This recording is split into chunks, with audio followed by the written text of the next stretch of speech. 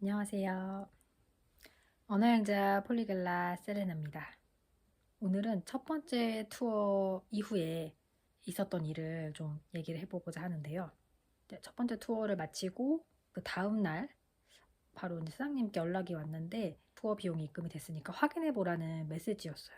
굉장히 금액을 빨리 주시는구나 라고 이제 생각을 하고 입금된 거 확인했다. 네, 감사하다. 그랬더니 다음 달에 오늘 한 거가 어제 한 것과 같은 그런 비슷한 투어가 있는데 한번 해보지 않겠느냐라고 다시 제안 주신 거예요. 제가 이제 첫 투어 끝난 당일날만 해도 이제 다시는 이 일을 하지 말아야겠다라고 생각을 했었으나 이제 바로 그 다음날 하루 자고 나서는 그래 장기적으로 이 일은 하기 어려울 수 있겠다. 하지만 기회가 주어진다면 혹시 다음번이라는 기회가 있다면 그때는 좀 정말 잘해보고 싶다. 그런 마인드로 살짝 바뀌었는데 마침 그런 제안 주신 거예요. 이제 날짜도 마침 제가 할 수 있는 날이었고 이제 코스도 비슷하다고 해서 일단 오케이라고 수락을 했습니다. 저번에는 미국 대륙, 그러니까 북미 대륙에서 오신 분이었는데 이번 손님은 정확히 국적은 모르겠지만 유럽 쪽에서 오시는 손님이라고 하더라고요. 똑같이 인원 2명이었고 이제 나중에 손님 정보를 받아보니까 아마도 부부이거나 커플이신 것 같아요. 남자 한 분, 여자 한 분 이렇게 두 분이셨고 똑같이 서울 시내 투어 코스를 진행을 하는데 코스가 딱 정해진 게 아니라 사람들마다 조금씩은 세부 내역이 좀 다를 수 있나 봐요. 그래서 이제 그분들의 그 세부 내역을 살펴보니까 경복궁, 국립민속박물관, 북촌 한옥마을, 그리고 인사동, 광장시장과 청계천, 마지막으로 서울 엔타워 이렇게 구성이 되어 있었습니다. 그런데 이제 공교롭게도 이분들이 이제 투어를 하신 날이 5월 5일 어린이날이에요. 어린이날은 어딜 가도 한국 사람도 많은 날이기 때문에 지금 이 일정을 다 소화하기가 좀 어렵겠다라는 생각이 들더라고요. 물론 어떻게든 쫓겨서 막 휘몰아치듯이 하면 갈 수는 있는데 그러면 이제 사실은 투어의 질이 좀 떨어질 수도 있고 아무래도 좀 그렇거든요. 저도 마음이 급하고 그래서 이제 사장님께 물어봐서 요 정도는 좀 빼고 진행을 해도 되지 않을까라고 이제 여쭤보니까 원칙대로는 거기 있는 대로 진행하는 게 맞는데 그럼 손님한테 양해를 구하고 이제 이러이러한 상황이니 너희가 동의한다면 이거는 좀 이렇게 빼고 진행을 하겠다라고 얘기를 한번 해봐라. 그래서 협상을 잘 해서 조정을 할 수는 있다라고 이제 주셨어요, 얘기를. 그래서 이제 여행 한 일주일 정도 앞두고 이제 그분들 연락처를 받았고 이제 연락을 했죠. 이제 지난번하고 동일하게 이제 한복 투어는 옵션인데 할 건지 말 건지 그리고 혹시 식사 관련해서 뭐 알러지라든가 뭐 특이사항이 있는지를 물어보고 이제 그 다음에 이제 일정에 관해서 얘기를 해야 됐는데 일단 남산타워 같은 경우는 역시나 케이블카가 이제 거기 기재가 되어 있더라고요.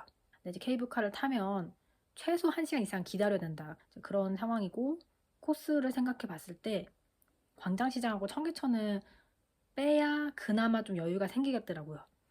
왜냐면 광장시장은 이제 그날이 또 평일이면은 아무 문제가 안 되는데 공휴일이다 보니까 제가 지금 주말에 여러 번 갔을 때 주말에 혼잡도하고 공휴일 혼잡도가 비례한다 보면 될 것 같고 더하면 더했지 덜하진 않을 거예요.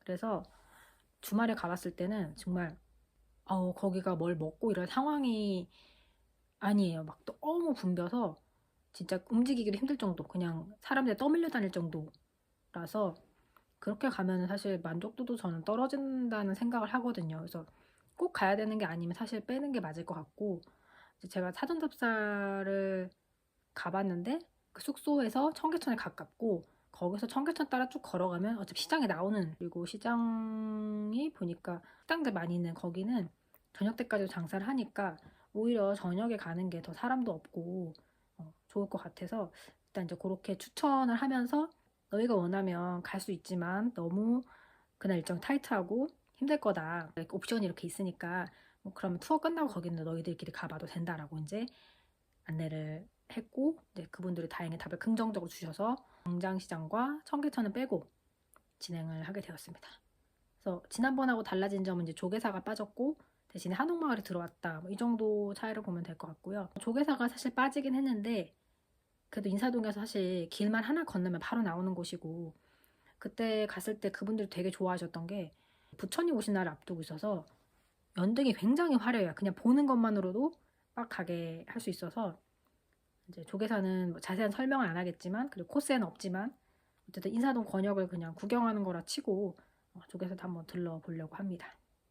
지난번 투어하고 좀 다르게 준비를 하고 있는 거는 제가 아쉬웠던 점을 좀 보강하자, 이제 이런 생각이 있었고, 그래서 이제 각 장소에 대한 설명은 이제 기본적으로 하는데, 제가 좀 아쉬웠던 게 어떤 한국의 전체적인 것 혹은 어떤 문화 차이 뭐 이런 것 등을 좀 설명해주는 시간이 거의 없어서 그 부분을 좀 제가 잘못하지 않았나 하는 생각을 하고 있었어요. 그래서 그 부분을 좀 보충하려고 이제 좀 자료를 조금 더 준비를 했고, 뭐 물론 그분들도 뭐 책자를 보거나 인터넷을 찾아보거나 하고 오시겠지만, 이제 저는 이제 원포인트 레슨으로 딱딱 여행객으로 한국에 왔을 때 어떤 점을 주의해야 되고 어떤 점들이 특징인지 그런 것들을 알려주는 시간을 이제 차를 주로 타고 이동할 때 그때 설명을 좀 드리려고 하고요. 지난번하고 코스는 거의 비슷한데 설명해야 될 것, 즉 제가 외워야 되고 숙지해야 될 것들이 좀 늘었어요. 사실 다음 기회는 일단 당분간 없을 것 같거든요. 그리고 제가 이제 6월부터는 어떻게 될지 몰라서 일단은 일을 안 받을 생각이기도 하고, 이 투어를 받고 준비를 하는 게 굉장히 심적 부담이 좀 있더라고요. 저 같은 경우는. 성격이나 성향에 따라 다르겠지만 저는 또 이런 거가 하나가 오면 되게 준비를 열심히 해야 되는 스타일이고, 이제 즉흥성이 떨어지니까 최대한 준비를 많이 해서 실수를 하지 않는 쪽으로 하는 방향이다 보니 좀 품이 많이 들고, 그렇다고 이게 막 한 달에 10건씩 있어서 내가 이걸로 생계를 먹고 살아야 될 정도도 아니고 되게 애매하거든요. 일단 이번 투어를 마지막으로 아마 당분간 없지 않을까. 이제 뭐 앞으로 일은 장담 못 하겠지만 그럴 것 같고, 그래서 일단 이번 투어를 정말 지난번 투어를 잘 못했던 점들을 보완해서 나 스스로에게 부끄럽지 않은 기억으로 남기려고 합니다. 그 두 번째 투어도 다녀와서 어떤 뭐 느낌이었는지 혹은 어떤 일이 있었는지 영상으로 추가로 한번 찍어 보도록 하겠습니다. 안녕.